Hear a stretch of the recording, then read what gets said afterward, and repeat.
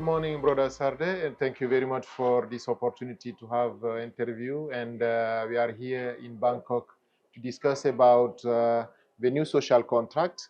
But given the current challenges facing the multilateral institutions, including the UN system and the ILO, why do you believe it remains crucial for constituents to invest in and upload the ILO's normative mandate? Thank you very much, brother, for having me on this. I believe that ILO, being an institution of the United Nations, having a tripartite structure, has the capacity to speak to the governments and also employers. There is no other forum than this globally where an exchange of views, ideas, opinions can take place. One thing.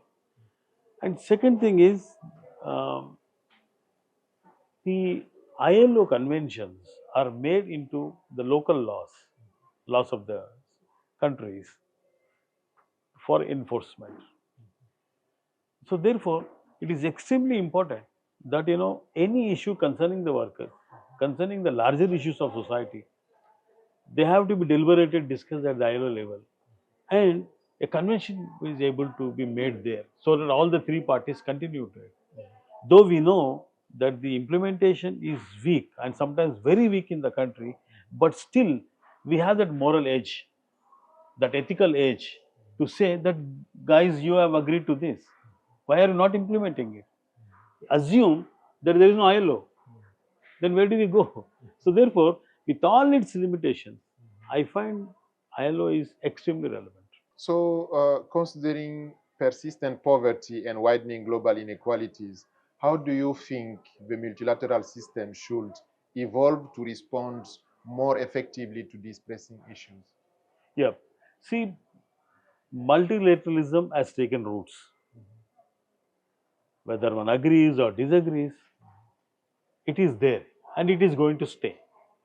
The only thing we have to do is we have to democratize the institutions. See, the global south, 85% of the decisions in the multilateral system, I mean, majority of the decisions are taken by the rich countries.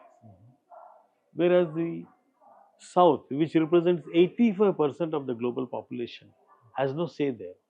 If multilateral system can be democratized, I think there can be a meaningful dialogue, and we can see that the outcomes of those discussions can be translated into reality, and this global poverty, it can be reduced much. And second thing is, one caveat we are discussing about poverty, that we also have to simultaneously discuss about malnutrition. Malnutrition is as devastating, as debilitating as hunger. So saying that absolute hunger, absolute poverty has reduced makes no sense unless malnutrition also comes down.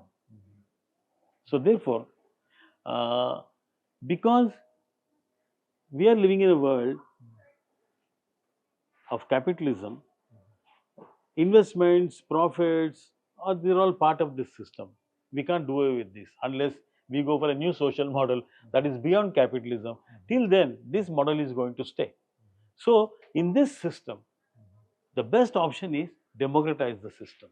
If democratize can be done, then I think this multilateral system will be able to work and deliver the social goals what we all have been envisaging and working for. You talk about the democratizations of the multilateral institutions. As we look ahead to the Second World Summit for Social Development in 2025, in your view, what key actions should the ILO and its constituents prioritize to forge and realize a meaningful new social contract? The first and foremost thing is that we have to fight for equal voting rights for the global south.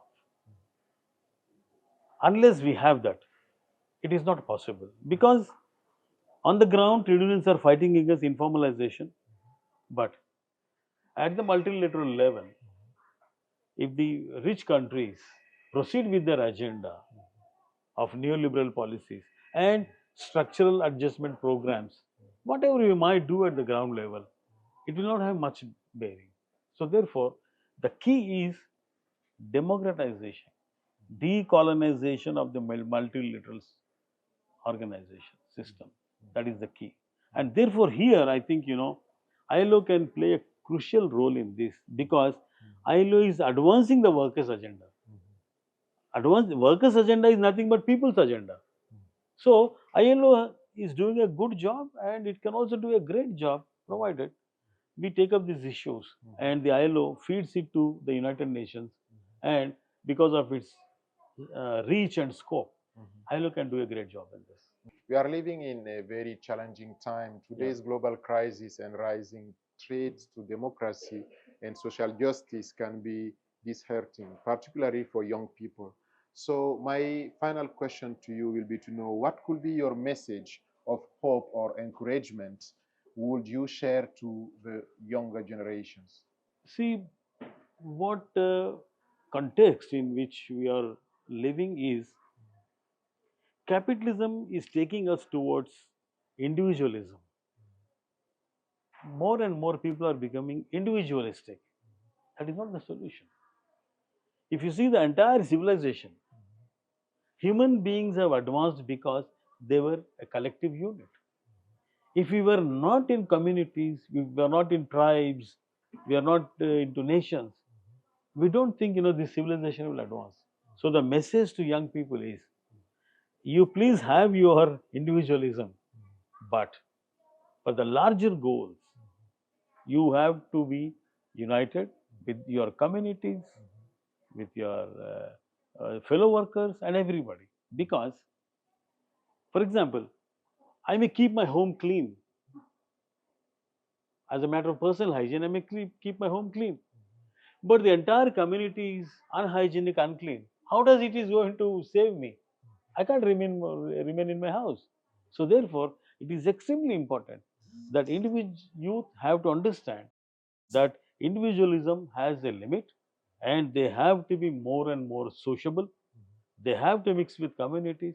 They have to work together and collectively find solutions to this problem. This is the only solution. So you talk about socialization for the young generations. One of the biggest challenges that unions are facing today is the question of organizing but also retaining young people inside the labor movement. Yeah.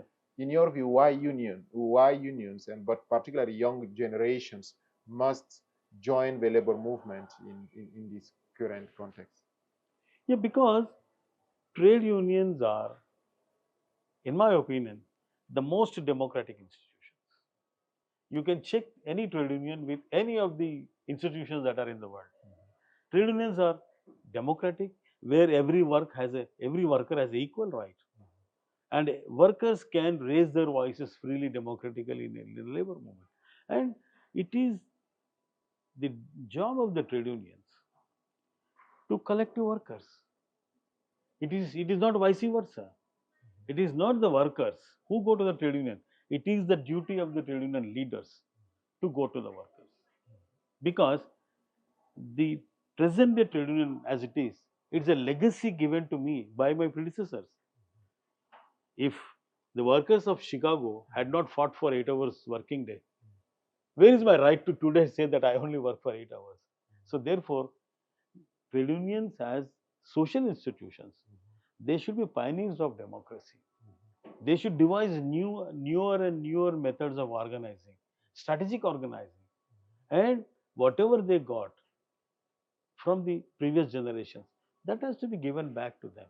So what you gain from society, you have to give it back to society. So I feel it is the duty of the trade unions to approach the youngsters, tell them what is the importance, what is the necessity of having a trade union, how they benefited by it. So therefore, I think there is a great responsibility on the present day trade union leaders to organize the all unorganized informal workers. Thank you very much, Mr. Yeah. Sarde, for this insightful Yeah. conversation. Thank Thank you you, very brother. much. Thank you very much. Thank you.